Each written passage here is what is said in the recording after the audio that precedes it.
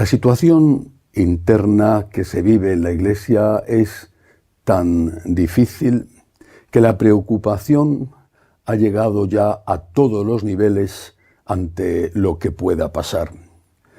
Un cardenal italiano, el cardenal Antonelli, un hombre al que considero mi padre espiritual, un hombre prudente, un hombre humilde y sabio, un santo desde mi punto de vista realmente, se ha sentido llamado por Dios a salir al paso de esto que está sucediendo para intentar evitar que suceda. Ha escrito un libro, hasta ahora solamente publicado en italiano, Fidelidad y Renovación.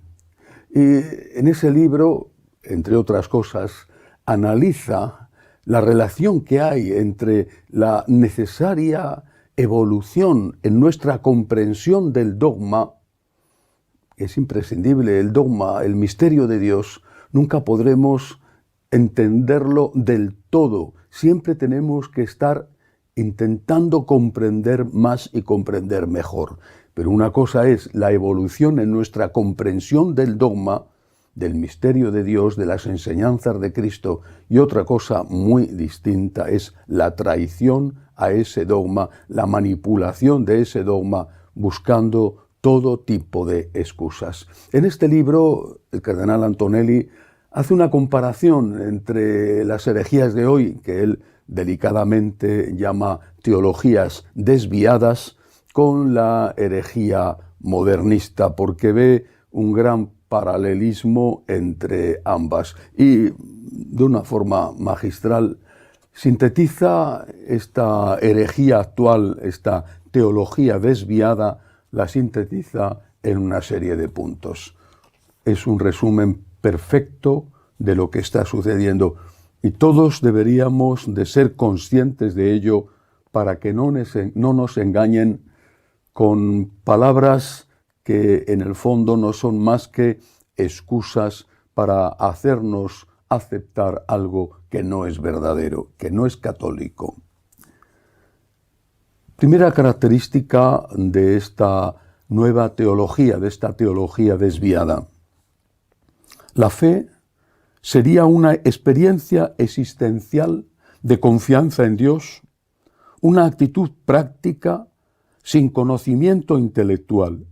Por el contrario, se reduciría a la autotrascendencia natural del hombre, implícita en hacer el bien, y podría encontrarse incluso en quienes se consideran ateos. La fe para estos es una experiencia, no tiene que tener un contenido intelectual. Para mí es fundamental y creo que para cualquier católico la confianza en Dios.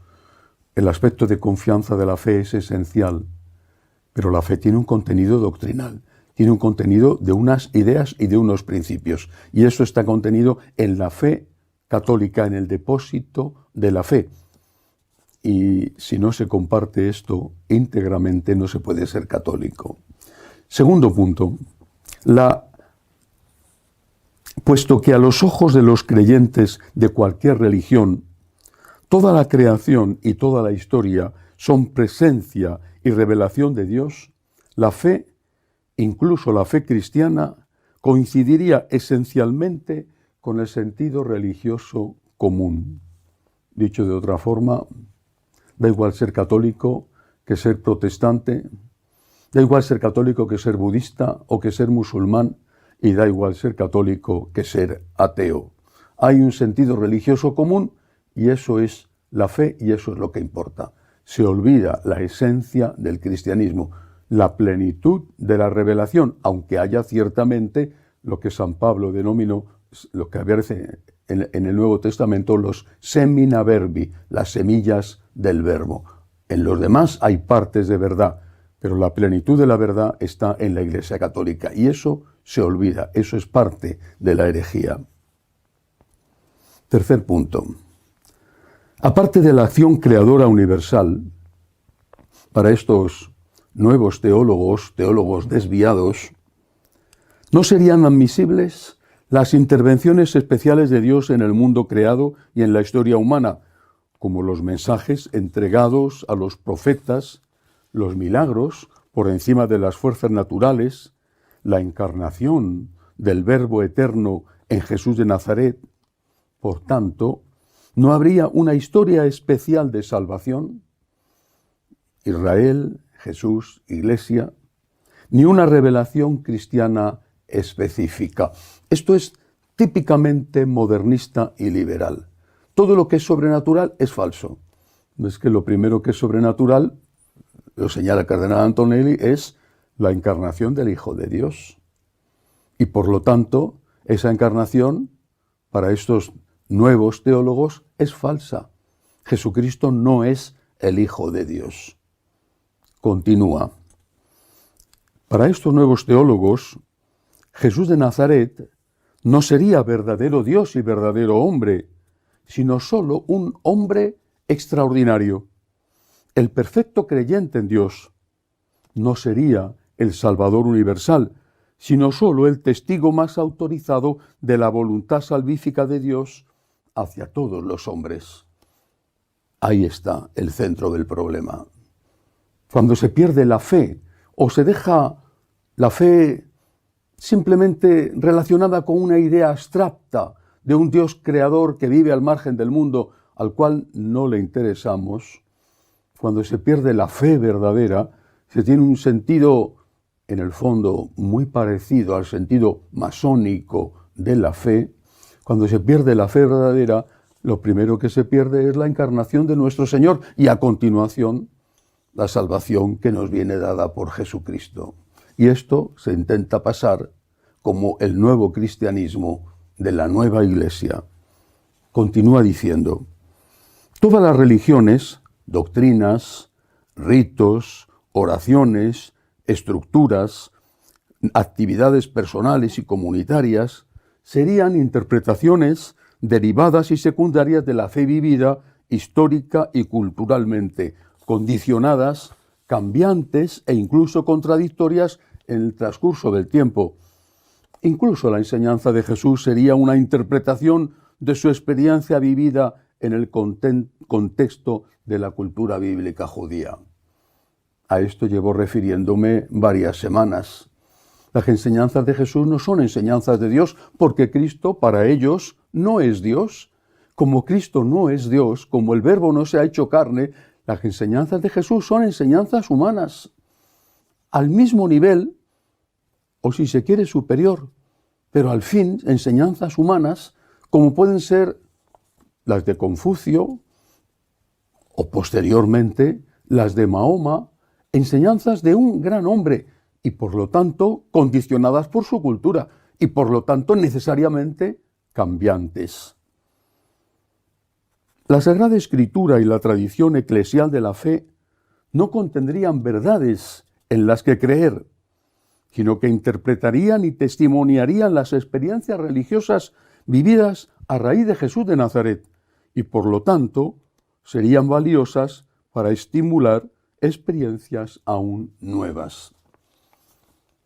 La deificación de Cristo, tanto para los modernistas como para los nuevos teólogos, es un invento, es la consecuencia de una admiración profunda que sentían aquellos primeros seguidores de Jesús, especialmente San Pablo, ante la grandeza de la figura de su maestro.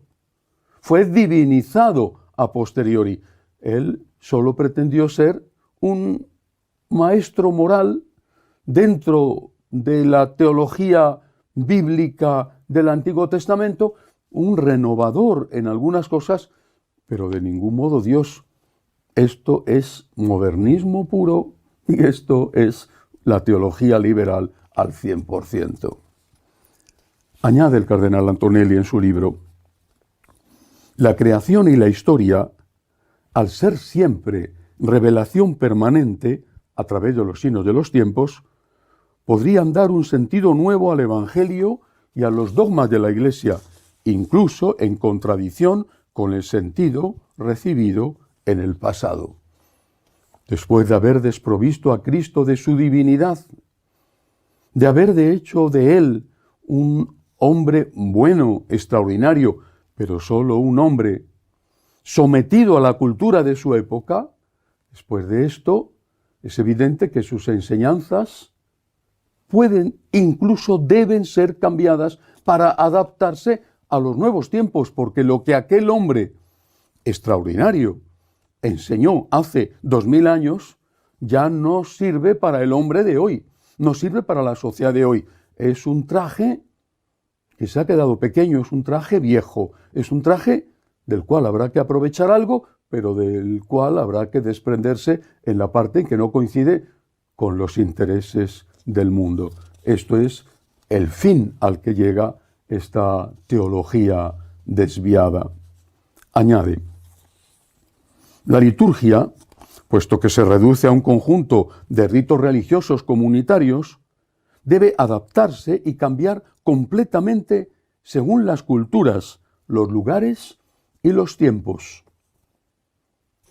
Se ha olvidado que la liturgia no es el culto que el hombre quiere dar a Dios, sino el culto que Dios quiere que le dé el hombre. La liturgia forma parte de la revelación. No es una asamblea de vecinos que deciden cómo celebrar una fiesta. La liturgia es el culto que Dios quiere que nosotros le demos y por lo tanto no está al capricho nuestro, a merced de nuestros gustos o de los cambios de humor según va pasando el tiempo. Añade, la Iglesia, puesto que es un pueblo que vive en la historia en medio de otros pueblos, debe reorganizarse en un sentido democrático en las sociedades democráticas modernas. Esto es una de las cosas que explícitamente pide el sínodo alemán. ¿Por qué el obispo va a tener la última palabra en una diócesis, o el párroco en su parroquia, o el papa en la iglesia? En una sociedad democrática todo se hace a votos. ¿Quién manda? Se elige una asamblea, no sé cuál será el tipo de representación, se elige una asamblea y esa asamblea va a decidir sobre todo, sobre liturgia, sobre dogma, sobre moral. ¿Sobre quién es obispo? Aunque ya el obispo no tendrá mayor importancia que como mucho el que coordina la reunión de vecinos. Este es el punto al que quiere llegar rápidamente la nueva Iglesia y el punto que de una forma explícita ha condenado ya el Vaticano. Último punto. La evangelización, dicen los nuevos teólogos, debe limitarse a la promoción de los valores humanos comunes en una actitud humilde de servicio, escucha, diálogo, cooperación, dejando de lado todo lo que es específicamente cristiano. Ahora resulta que evangelizar no es presentar el mensaje maravilloso de que Dios ama al hombre hasta el punto de que Dios se ha hecho hombre y ha muerto por el hombre. El mensaje maravilloso de que hay vida eterna. El mensaje maravilloso de que si nosotros somos fieles a Cristo, podremos entrar por su gracia, por su generosidad y por su misericordia un día en la gloria. Eso ya no se puede decir. Ahora hay que hablar de ecología.